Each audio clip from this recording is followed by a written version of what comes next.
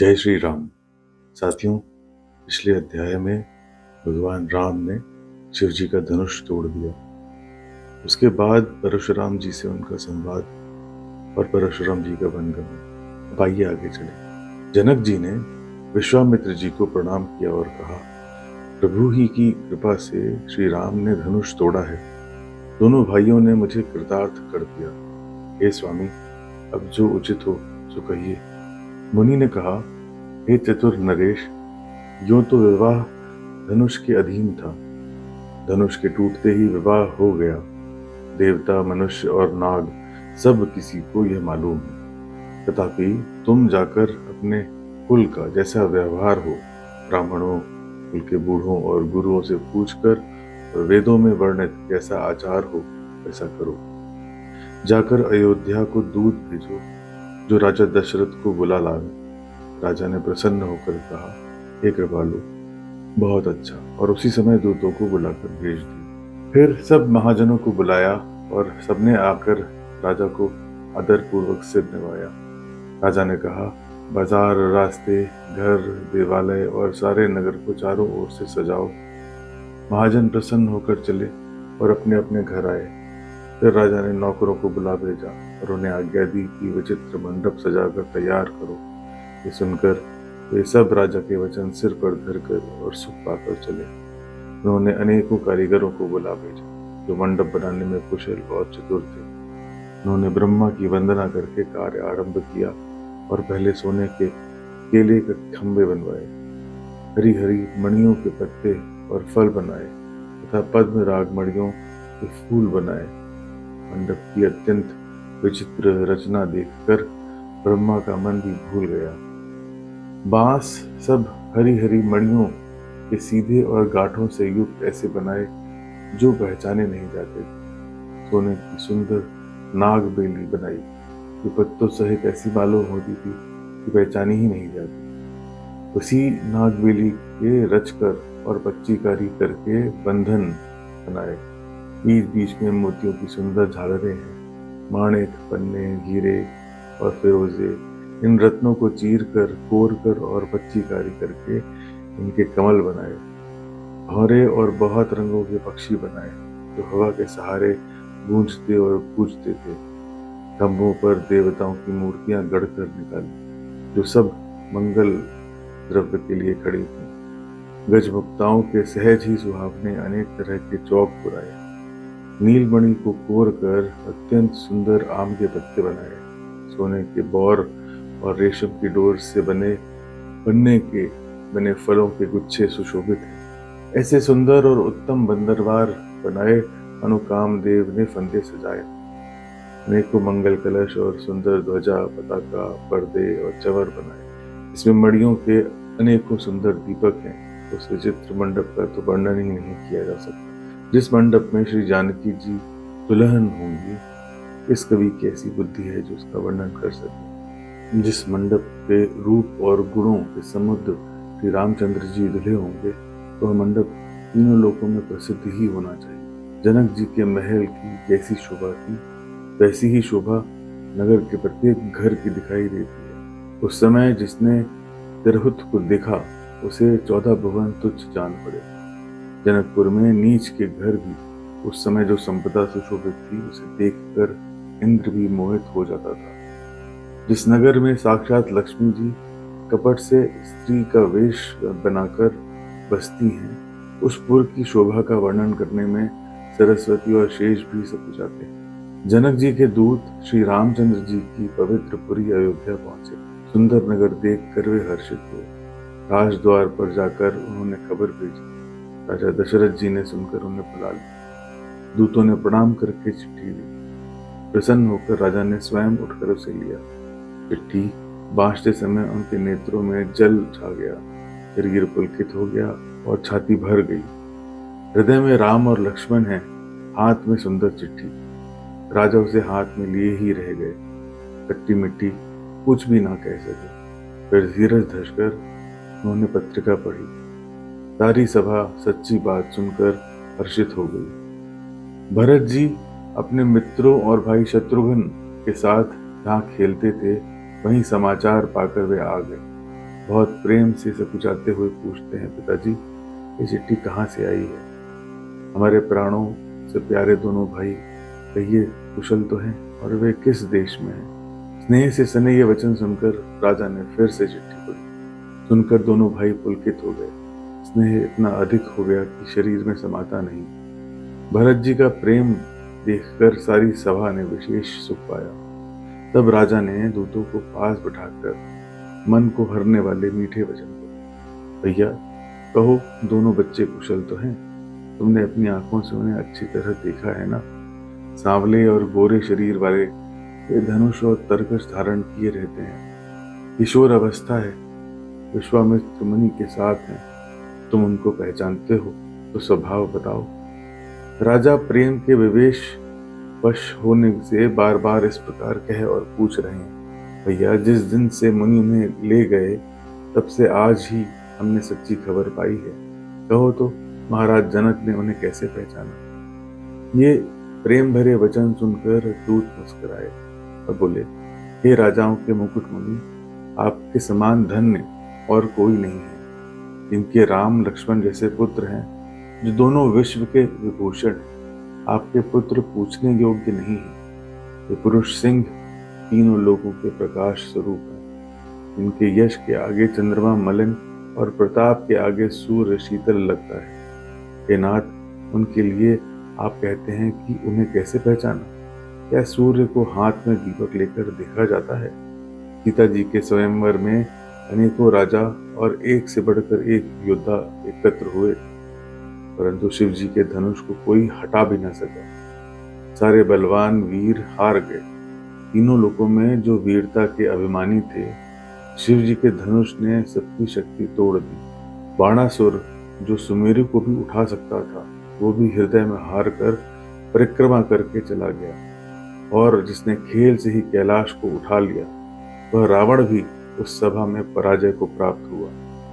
हे महाराज, वहां जहां ऐसे योद्धा हार मान गए, रघुवंश मणि श्री रामचंद्र जी ने बिना ही प्रयास शिव जी के धनुष को वैसे ही तोड़ डाला जैसे हाथी कमल की अंडी को तोड़ डालता है। धनुष टूटने की बात सुनकर परशुराम जी क्रोध भरे आए और उन्होंने बहुत प्रकार से आंखें दिखाई। अंत में उन्होंने भी श्री रामचंद्र जी का बल देखकर उन्हें अपना धनुष दे दिया और बहुत प्रकार से विनती करके वन को गमन किया। हे राजन, जैसे श्री रामचंद्र जी अतुलनीय बली हैं, वैसे ही तेज निधान फिर लक्ष्मण जी भी हैं, जिनके देखने मात्र से राजा लोग ऐसे कांप उठते थे जैसे हाथी सिंह के बच्चे के ताकने से कांप उठते। हे देव, आपके दोनों बालकों को देखने के बाद अब आंखों के नीचे कोई आता ही नहीं। प्रेम, प्रताप और वीर रस में पगी हुई दूतों की वचन रचना सबको बहुत प्रिय लगी। सभा सहित राजा प्रेम में मग्न हो गए और दूतों को निछावर देने लगे। उन्हें निछावर देते देखकर यह नीति विरुद्ध है ऐसा कहकर दूत अपने हाथों से कान मूंदने लगे।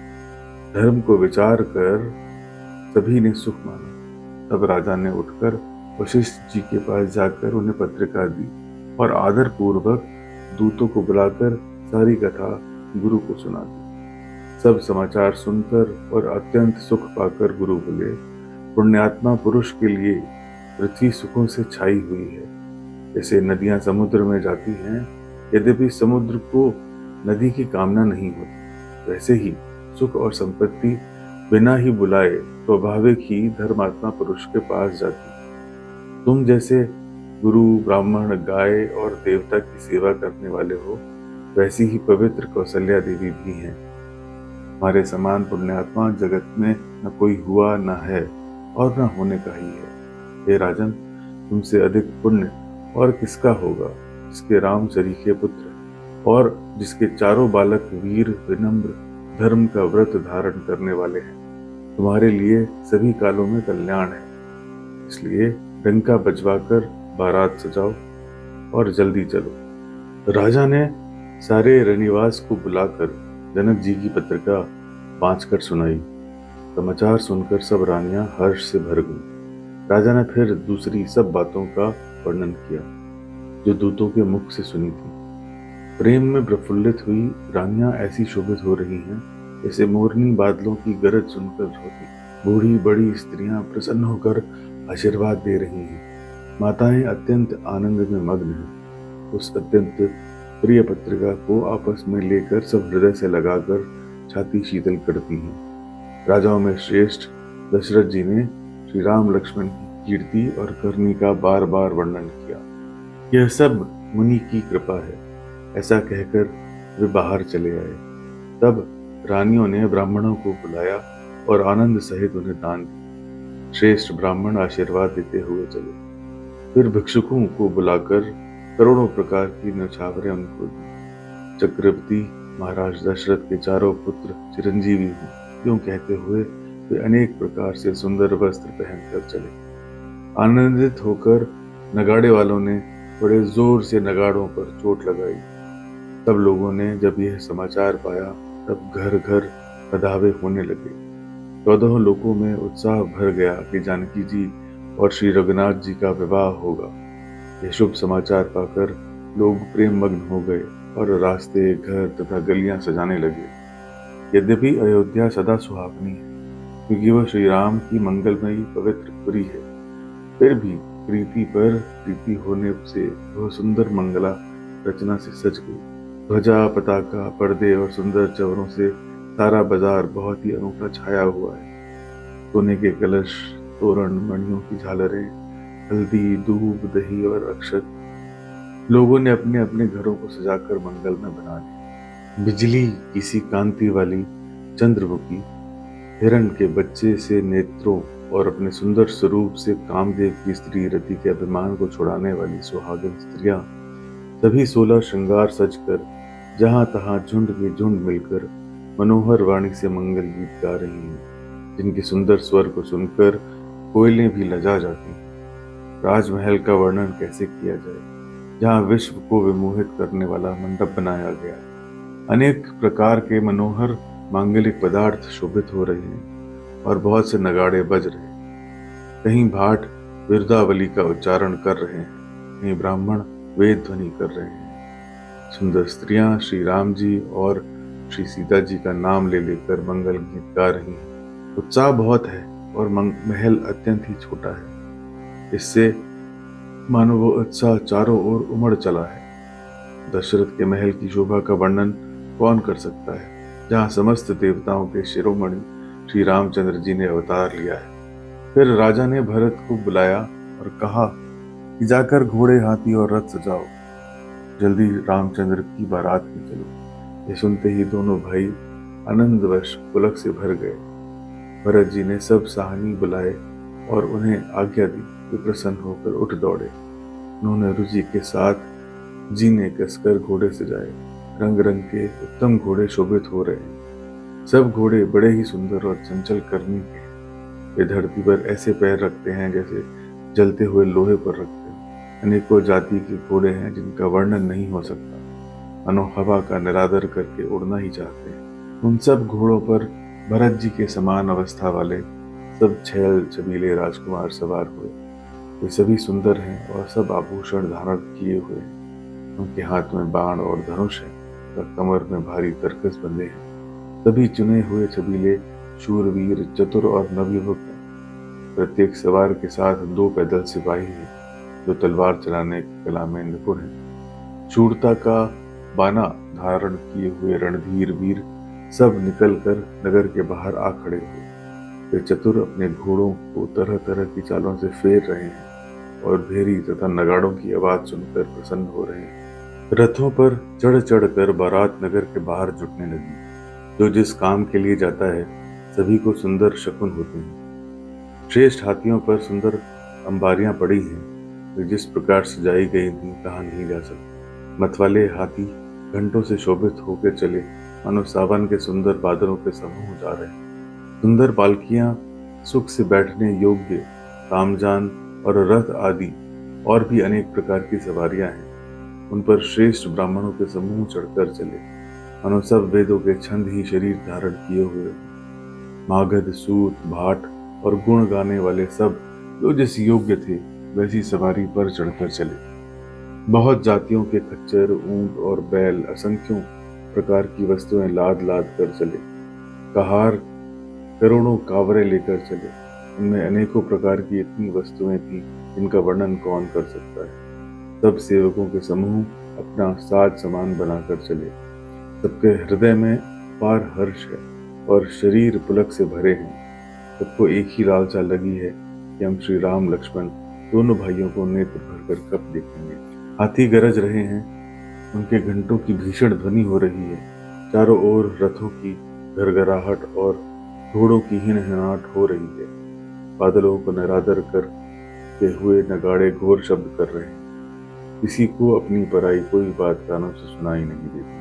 राजा दशरथ के दरवाजे पर इतनी भीड़ है कि वहां पत्थर फेंका जाए तो भी पिसकर धूल हो जाए।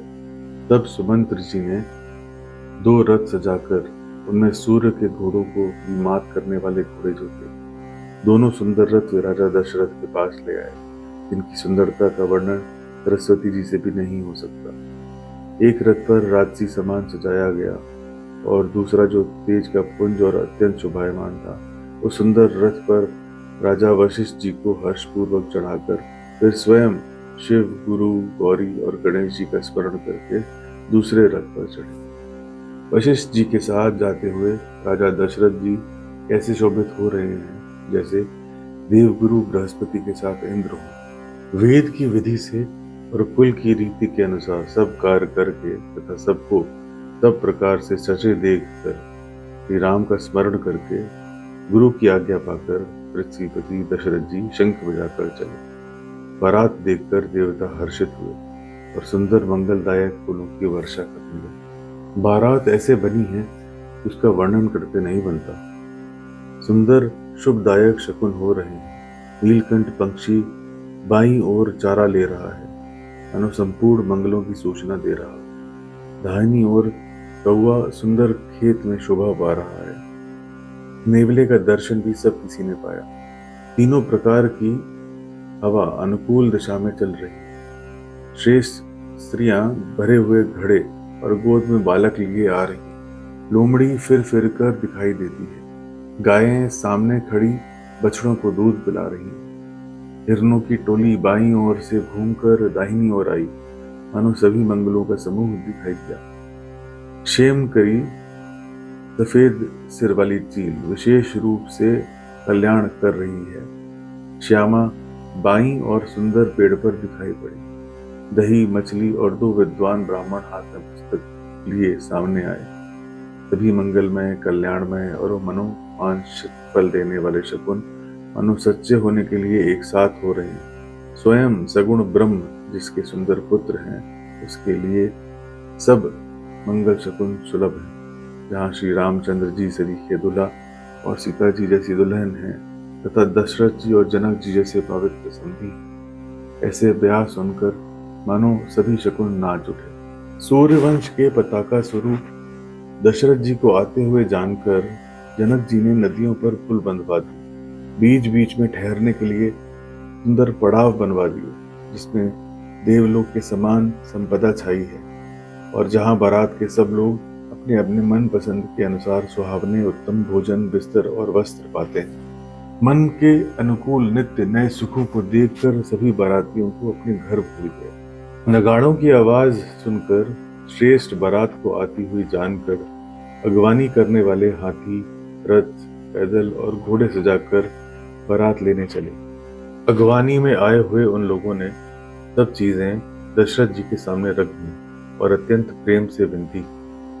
राजा दशरथ जी ने प्रेम सहित सब वस्तुएं ले ली। फिर उनकी बख्शीशें होने लगी और वे याचकों को दे दी गई।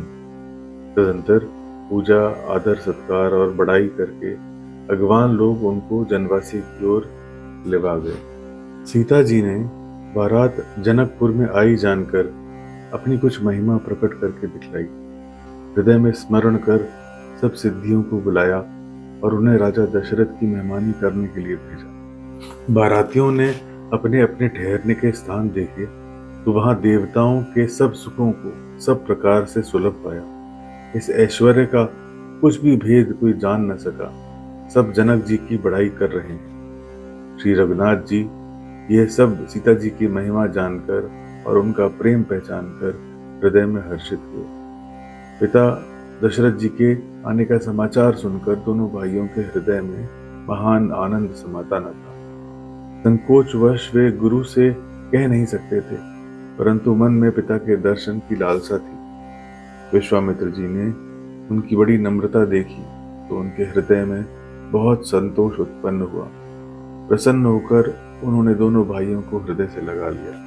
उनका शरीर पुलकित हो गया और नेत्रों में जल भर आया। वे उस जनवासे को चले जहां दशरथ जी थे। अनु सरोवर प्यासे की ओर लक्ष्य करके चला हो। जब राजा दशरथ जी ने पुत्रों सहित मुनि को आते देखा, तब वे हर्षित होकर उठे और सुख के समुद्र में था सी लेते हुए चले। पृथ्वीपति दशरथ जी ने मुनि के चरण धूलि को बार बार सिर पर चढ़ाकर उन्हें दंडवत प्रणाम किया। विश्वामित्र जी ने राजा को उठाकर हृदय से लगा लिया, फिर आशीर्वाद देकर कुशल पूछी। फिर दोनों भाइयों को दंडवत प्रणाम करते देखकर राजा के हृदय में सुख समाया नहीं। पुत्रों को उठाकर हृदय से लगाकर उन्होंने अपने वियोग जनित दुसह दुख को मिटाया, मानो मृतक शरीर को प्राण मिल गए। फिर उन्होंने वशिष्ठ जी के चरणों में सिर निभाया। मुनिश्रेष्ठ ने प्रेम के आनंद में उन्हें हृदय से लगा लिया। भरत जी ने छोटे भाई शत्रुघ्न सहित श्री रामचंद्र जी को प्रणाम किया। श्री राम ने उन्हें उठाकर हृदय से लगा लिया। तदंतर परम कृपालु और विनयी श्री राम अयोध्या वासियों, कुटुंबियों, जाति के लोगों, याचकों, मंत्रियों और मित्रों सभी से यथा योग्य मिले।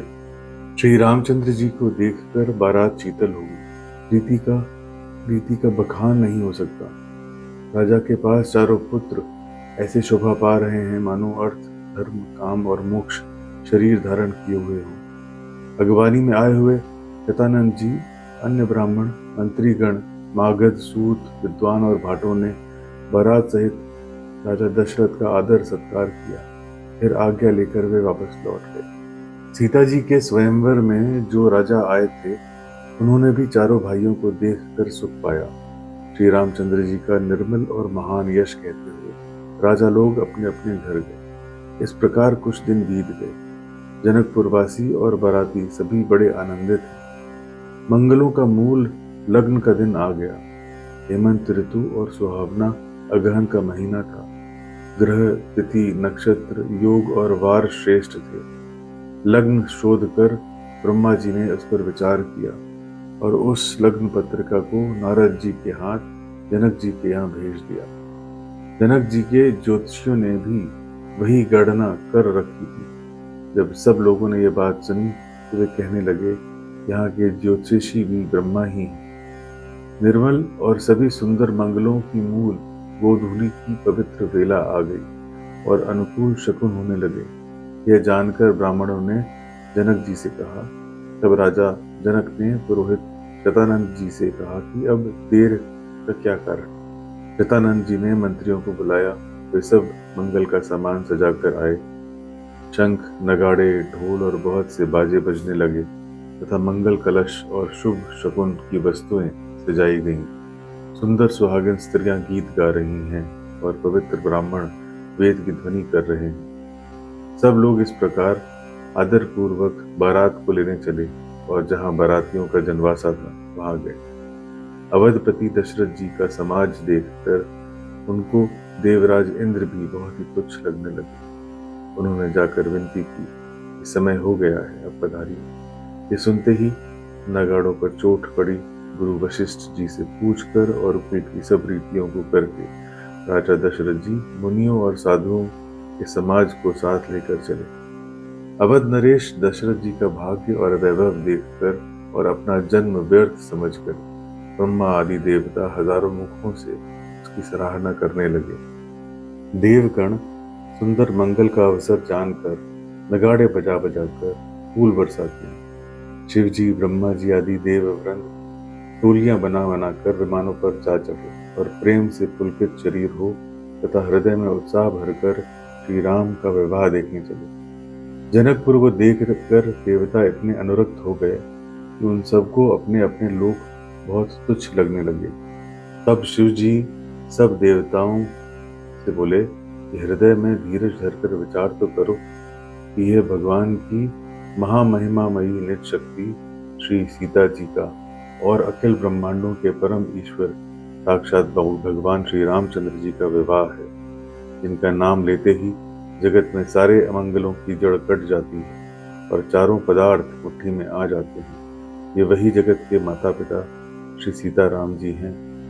काम के शत्रु शिव जी ने ऐसा कहा। इस प्रकार शिव जी ने देवताओं को समझाया और फिर अपने श्रेष्ठ बैल नंदीश्वर को आगे बढ़ाया। नख से शिखा तक श्री रामचंद्र जी के सुंदर रूप को बार बार देखते हुए पार्वती जी सहित श्री शिव जी का शरीर पुलकित हो गया और उनके नेत्र जल से भर गए। राम जी का मूर के कंठ किसी कांति वाला श्याम शरीर है। बिजली का अत्यंत निरादर करने वाला प्रकाशमय सुंदर पीत रंग के वस्त्र है। सब मंगल रूप और सब प्रकार से सुंदर भांति भांति के विवाह के आभूषण सिर पर सजाए हुए हैं। उनका सुंदर मुख शरद पूर्णिमा के निर्मल चंद्रमा के समान और नेत्र नवीन कमल को लजाने वाले। सारी सुंदरता अलौकिक है, वो कही नहीं जा सकती। मन ही मन बहुत प्रिय लगती है। साथ में मनोहर भाई शोभित हैं जो चंचल घोड़ों को नचाते हुए जा रहे हैं। राजकुमार श्रेष्ठ घोड़ों को दिखला रहे हैं और वंश की प्रशंसा करने वाले भाट बिरदावली सुना रहे हैं। शंकर जी श्री रामचंद्र जी के रूप में ऐसे अनुरक्त हुए कि उन्हें अपने 15 नेत्र इस समय बहुत ही प्यारे लगने लगे। भगवान विष्णु ने जब प्रेम सहित श्री राम को देखा तब वे श्री लक्ष्मी जी के पति लक्ष्मी जी सहित मोहित हो गए। श्री रामचंद्र जी की शोभा देखकर ब्रह्मा जी बड़े प्रसन्न हुए, पर अपने 8 ही नेत्र जानकर पछताने लगे।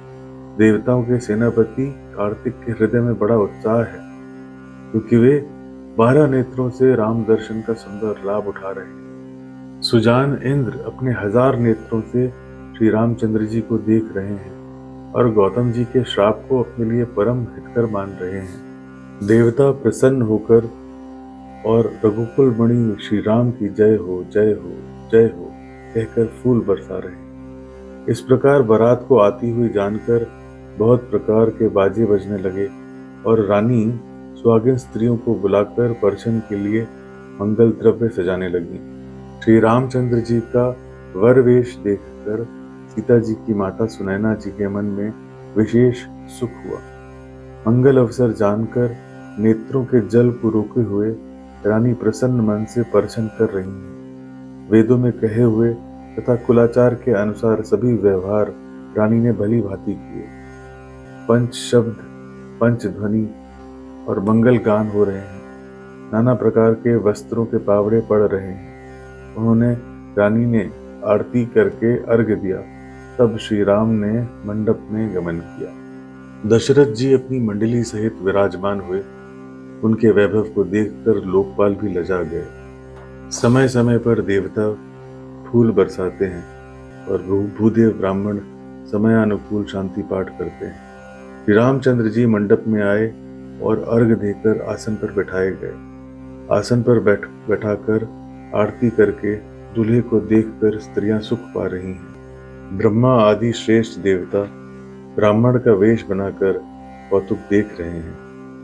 वे रघुकुल रूपी कमल के प्रफुल्लित करने वाले सूर्य श्री राम की छवि देखकर अपना जीवन सफल जान रहे हैं। वैदिक और लौकिक सब रीतियां करके जनक जी और दशरथ जी बड़े प्रेम से मिले। दोनों महाराज मिलते हुए बड़े ही शोभित हुए। समधियों का मिलाप या परस्पर संबंध देखकर देवता अनुरक्त हो गए और फूल बरसाकर उनका यश गाने लगे। श्री रामचरितमानस के बाल कांड का यह अध्याय यहीं समाप्त होता है। प्रभु से प्रार्थना है कि वे आपकी साधना में सहायता करें। जय श्री राम।